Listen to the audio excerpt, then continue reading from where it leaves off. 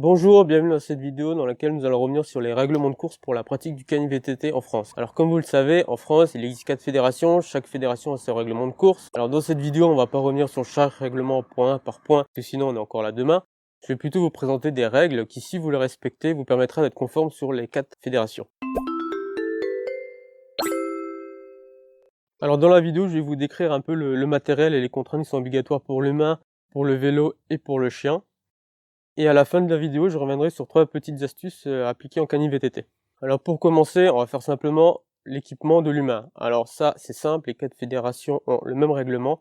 Le casque et les gants sont obligatoires en compétition. Alors concernant l'équipement du vélo, déjà, il faut savoir que le VTT est obligatoire. Alors qu'est-ce qu'un VTT? Alors généralement, on a tendance à penser à ce type de vélo. La question qu'on peut se poser, c'est est-ce que ce vélo-là est un VTT? On peut voir qu'il a un cintre plat, qu'il a des roues, qu'il a 10 vitesses, qu'il a une selle. La seule différence qu'on va avoir avec un VTT, c'est qu'on va avoir des pneus fins ici.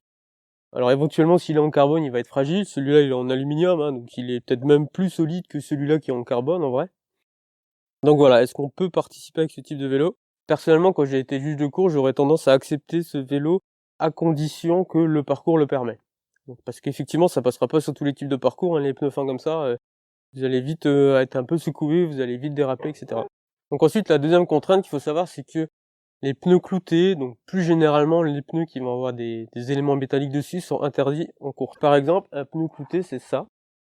Donc je sais pas si on va très bien le voir dans la vidéo, mais vous allez voir, il y a des petites pointes métalliques sur le pneu.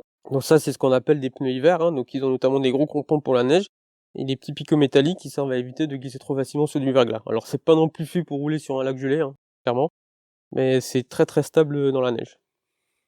Donc ça, par contre, c'est interdit. Ensuite, concernant la ligne en cani-VTT, alors là, chaque règlement a ses propres contraintes, ses propres distances, ses propres façons de les décrire. Alors d'une manière plutôt simple, quand votre ligne est tendue, elle doit faire entre 2 mètres et 3 mètres maximum. Donc aujourd'hui, toutes les lignes de cani-VTT que vous allez pouvoir acheter chez des revendeurs spécialisés respectent ces contraintes. Alors ensuite, il faut savoir que quand on mesure 2 mètres ou 3 mètres, on le mesure à partir du cadre du vélo. Pas à partir du bout de la barre, hein, pas ici. Hein. Vraiment à partir d'ici. Et une ligne de cani-VTT s'attachera normalement tout le temps au cadre du vélo. Alors on peut l'attacher là. Les règlements ne l'interdisent pas, mais il faut savoir que votre barre risque de casser plus facilement.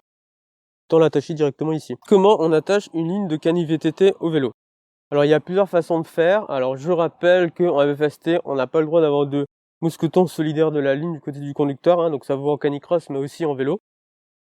Mais en VTT, on n'a pas vraiment besoin en fait de mettre de mousqueton. Donc comment on va faire? On va passer autour du cadre, ici. Ensuite, on va repasser dans le trou de la boucle. On va serrer tout ça. On va suivre la barre. Et on passe dans la boucle, on est au bout de la barre. Voilà, donc là, la ligne est attachée. Alors là, je vous ai expliqué le cas le plus courant où on attache la ligne directement au vélo. Il faut savoir qu'en FFST et en FFST uniquement, vous pouvez attacher la ligne au conducteur. Donc avec par exemple votre bonnet de canicross, vous pouvez l'attacher directement sur vous.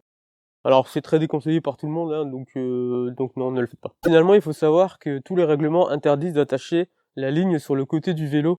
Alors c'est quoi attacher sur le côté du vélo? C'est si vous allez l'attacher à la selle avec le système de barre qui part sur le côté pour que le chien court à côté du vélo. Donc ça c'est interdit. Hein. Le chien doit toujours être attaché sur l'avant du vélo, que ce soit au cadre ou à la barre. Alors finalement, il faut savoir que la barre n'est pas obligatoire en compétition à l'exception de la CNEAC.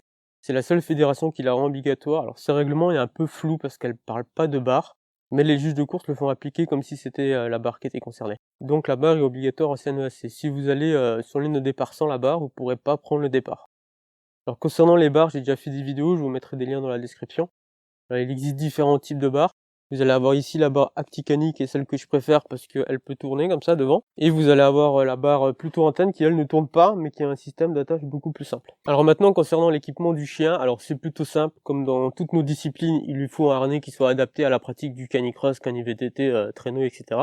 Concernant le départ, il faut savoir que le chien devra toujours être derrière la ligne avec le conducteur et le vélo bien sûr, sauf en FFST où le chien pourra être de l'autre côté de la ligne. Pendant la course, vous devrez toujours veiller à ce que votre chien ne dérange pas les autres chiens. Notamment si vous vous faites dépasser, vous devrez vous arranger pour que la personne qui roule plus vite que vous puisse vous dépasser sans être gêné. Donc ça veut dire quoi? Ça veut dire que si par exemple votre chien se retourne pour gêner l'autre chien, vous devez aller jusqu'à vous arrêter, attraper votre chien et le mettre sur le côté du chemin. Il faut pas hésiter à le faire, hein, c'est très important. Notamment si vous vous êtes déjà fait dépasser par des gens qui vont vraiment vite, vous comprenez rapidement que il faut vraiment vous pousser, parce que si le chien s'en mêle, etc., ça fait des chutes à forte vitesse et ça peut vite devenir très dangereux. Alors en course, votre chien devra toujours être devant le vélo. Alors qu'est-ce que ça veut dire devant le vélo? Je vais vous expliquer ça. Alors, donc pour faire simple, vous regardez l'épaule de votre chien ici et la fourche avant de votre vélo. Ici, par exemple, on peut voir que l'épaule est derrière la fourche, donc ici, le chien est derrière le vélo. Si le chien, si votre chien est comme ça, donc ils sont alignés, donc ici, il n'y a pas de souci. Et s'il est devant comme ça, bon ben là, il est encore plus devant. Alors il faut savoir que ce type de règle, hein, de manière générale, c'est toujours appliqué dans l'idée que vous ne devez pas tirer votre chien. Donc si exceptionnellement votre chien se retrouve un peu derrière parce qu'il a freiné brusquement ou autre, c'est pas gênant, hein. Par contre, il faut à ce moment-là que vous agissiez pour remettre votre chien devant. Donc vous devrez tout simplement freiner ou alors vraiment relancer votre chien. Mais il faut pas que le chien reste plusieurs mètres derrière le vélo. Pour finir, 3 petites astuces de canif VTT. Alors la première qui à mon sens est important, ça va être l'attache rapide que vous avez ici. Généralement sur un vélo, on va vous dire de la mettre en bas. Comme ça, si vous tombez, vous pouvez pas vous blesser dessus en fait. Moi personnellement, je recommande de la mettre vers le haut en canif VTT. Pourquoi? Parce que si elle est vers le haut, votre ligne ne se coincera pas dedans comme ça. Alors que si vous la mettez en bas, ça va faire comme avec le disque, hein, ça va se coincer dedans. Donc pensez à la mettre plutôt vers le haut. Si vous pouvez la serrer plus pour qu'elle ne ressorte pas comme ça, c'est mieux.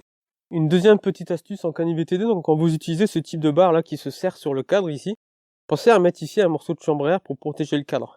Donc vous prenez une vieille chambre à air, hein, qui a un trou, vous n'utilisez plus. Vous faites un tour, voire 2 tours, hein, et ensuite vous fixez seulement la barre dessus. Comme ça, votre cadre n'est pas abîmé. Et pour finir, la troisième astuce, alors je la répète assez souvent, donc c'est tout simplement la barre ActiCani qui a l'avantage de pouvoir tourner. Donc ça permet d'augmenter en fait la distance que la ligne peut avoir sur le côté. Et cette vidéo est à présent terminée, alors j'espère avoir clarifié 2-3 points concernant le règlement en canif VTT. Alors n'hésitez pas à vous abonner à la chaîne, à aimer la vidéo et à la partager autour de vous.